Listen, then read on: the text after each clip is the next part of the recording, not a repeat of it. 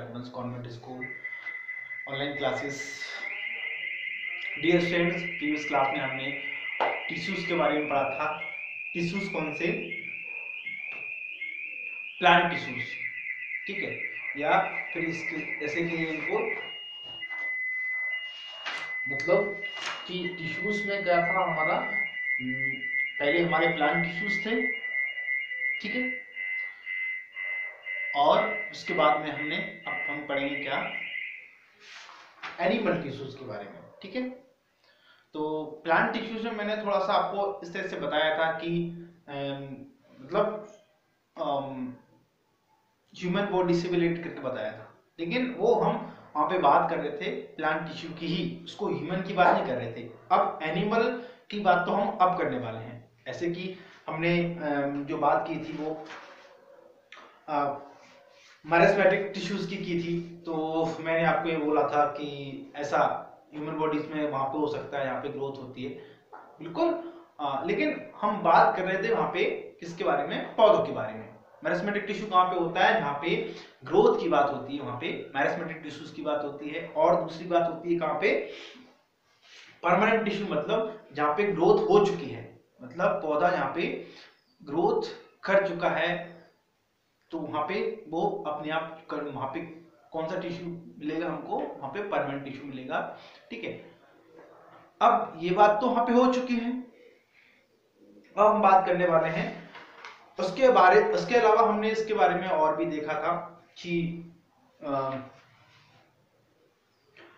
Simple permanent tissue और complex permanent tissues के बारे में भी देखा था।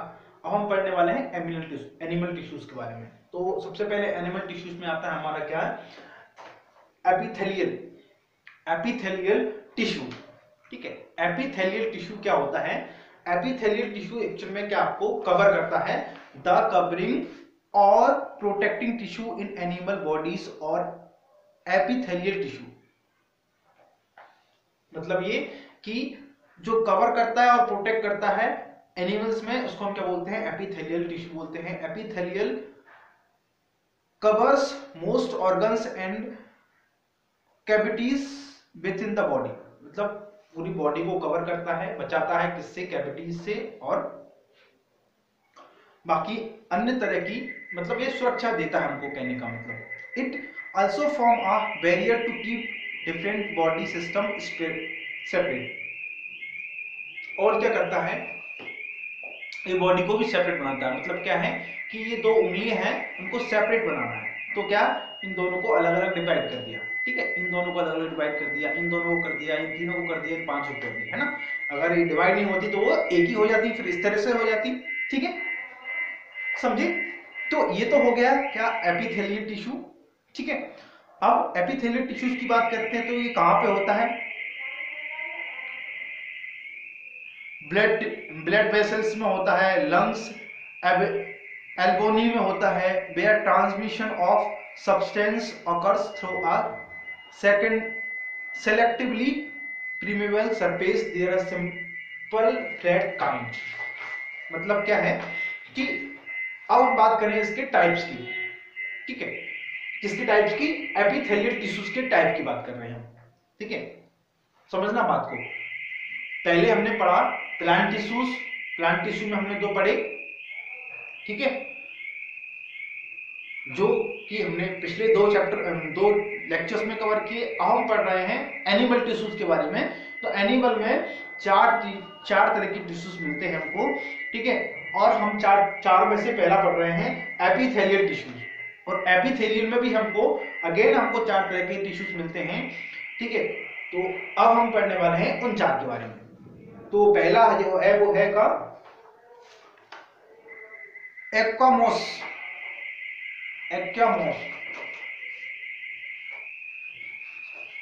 ठीक है। तो एस्कामोस क्या होता है? मोस क्या होता है? एक टिश्यू होता है, एक सिंपल फ्लैट टिश्यू होता है। मतलब ये कि आप इसको यहाँ पे इस तरह से देख सकते हो। पहला जो है वो, ठीक है, स्क्वामस टिश्यूज है, ठीक है। सेकंड है आपका स्ट्रेटिफाइड स्क्वामोस, मतलब ये कि ये लंबाई और चौड़ाई में कम होगा, ऊंचाई में ज्यादा होगा। ठीक है, इस तरह से समझे, लंबाई में चौड़ाई में कम होगा, ऊंचाई में ज्यादा होगा। जो सिंपल स्क्वेमोस एपिकल टिश्यू था वो क्या था, वो फ्लैट होगा, मतलब ये कि लंबाई और चौड़ाई में वो ज्यादा होगा और ऊंचाई में वो कम होगा। ठीक है, थर्ड आता है अपना क्यूबोडियल टिश्यू। ठीक है, तो वो लंबा भी होगा, चौड़ा भी होगा, ऊंचा भी होगा, उस तरह से होगा। ठीक है, और एक है हमारे पास लास्ट है सिलिटेड टिश्यूज। ठीक है, तो ये 4 तरह के टिश्यूज हैं उनके, पहला एपिकल टिश्यू के 4 तरह के टाइप्स होते हैं। ठीक है, अब हम बात कर रहे हैं कनेक्टिव टिश्यूज के बारे में। कनेक्टिव टिश्यूज क्या है, बॉडी को जैसा कि नाम से समझ आ रहा है, कनेक्टिव टिश्यू मतलब ये बॉडी को कनेक्ट करते हैं, मतलब ये कि एक ऑर्गन को दूसरे ऑर्गन से कनेक्ट करते हैं। They would be called connective tissue. A clue is provided in the introduction in this chapter.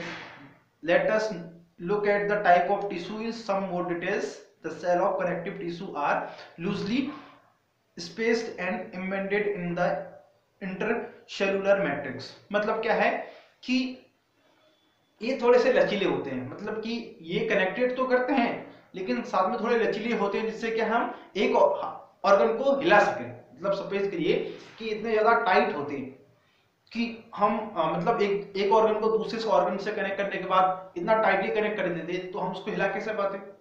ठीक है, तो इसलिए थोड़े से ये लूज होते हैं, जिससे हम हाथों को हिला सकें, अपनी बॉडी को मूव कर सकें। ठीक है, थर्ड आता है मस्कुलर टिश्यूज। मस्कुलर टिश्यू जैसा कि नाम से ही आपको क्लियर हो रहा है, जो कि ये मसल्स वाली जगह पे होते हैं, मसल्स बनाने के काम आते हैं।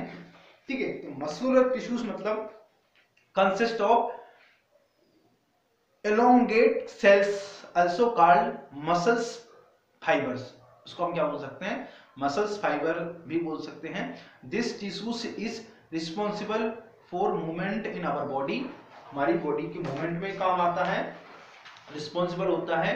Muscular muscles contain special protein called cholesterol protein which protect and relax the cause movement।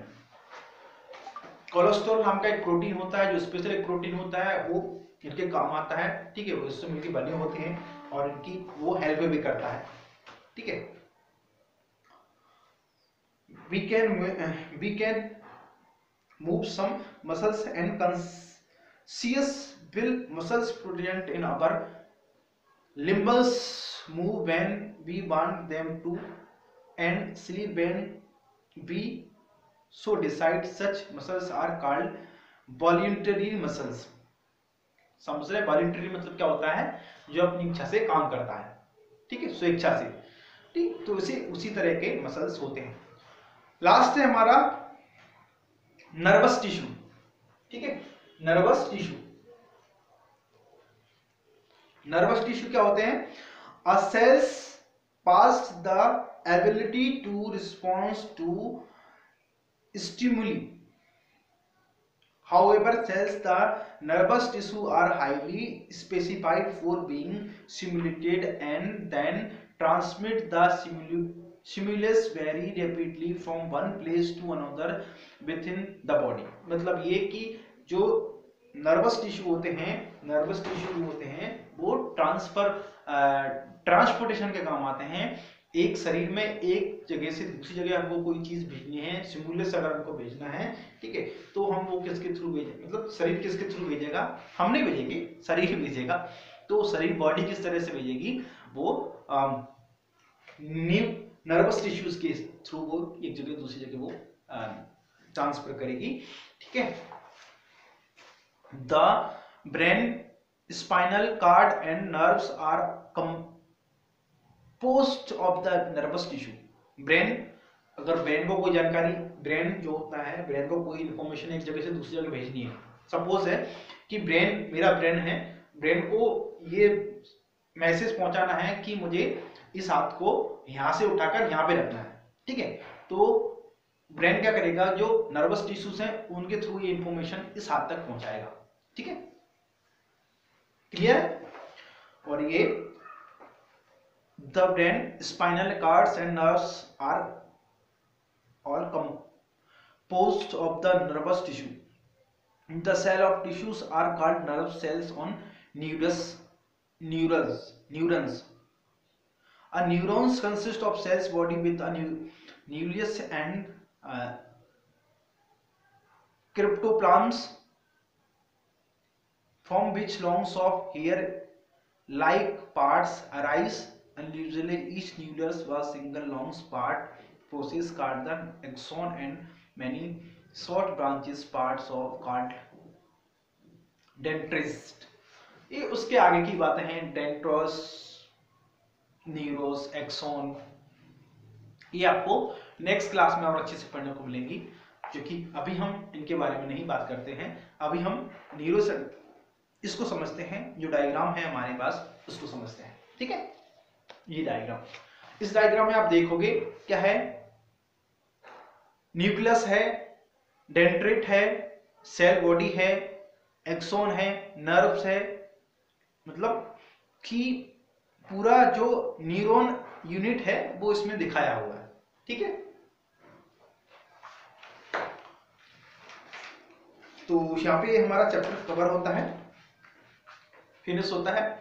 ये जो एक्सोन है, डेंड्राइट है, ये सब आपको नेक्स्ट क्लास में अच्छे से पढ़ने को मिलेंगी। ठीक है, तो इस पे हम अभी फोकस नहीं कर रहे हैं।